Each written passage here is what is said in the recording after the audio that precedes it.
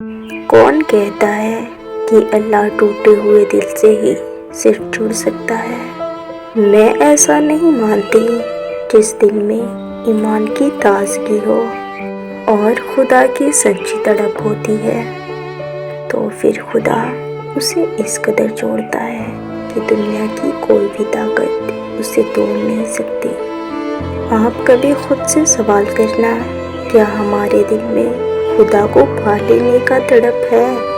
صرف کلمہ پڑھ کر مسلم ہوئے بیٹھے ہیں۔ جب ہماری موم ہم سے رو جایا کرتی ہے تو ہم کس قدر مناتے ہیں؟ منانا ہوگا۔ ہمارا رب ہم سے 70 ماؤں سے زیادہ محبت کرتا ہے۔ کبھی سوچا ہے آپ نے، کیا ہم نے کبھی اپنے رب کو راضی کرنے کی کوشش کی ہے؟ رب تو ہمارے انتظار میں ہوتا ہے۔ اللہ کہتا ہے، اے میرے بندے، اپنے گناہوں کی سچے دل سے توبہ کر۔ میرا وعدہ ہے تجھ سے، میں تیرے سارے گناہوں کو معاف کروں گا۔ اللہ کو تم سے کوئی چیز چھین لینا مقصد ہرگز نہیں ہے۔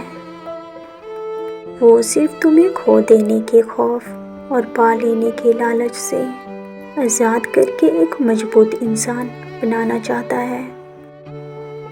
اللہ سے کیے گئے وعدوں کو ہم جتنا زیادہ نبھائیں گے اتنی ہی مضبوط بنیں گے، اور آخر میں اللہ خود ہی کوئی راہ نکال کر ہمیں ہماری محبوب شے لوٹا دے گا۔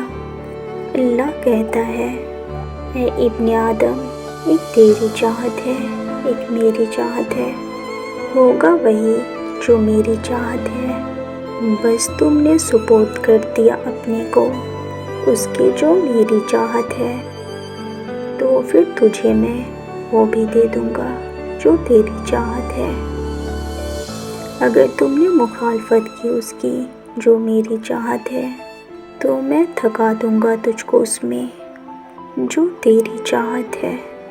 پھر وہی ہوگا جو میری چاہت ہے، پھر وہی ہوگا جو میری چاہت ہے۔ وقت اچھا ہو یا پھر برا، ہمارا رب کبھی ہمارا ساتھ نہیں چھوڑتا۔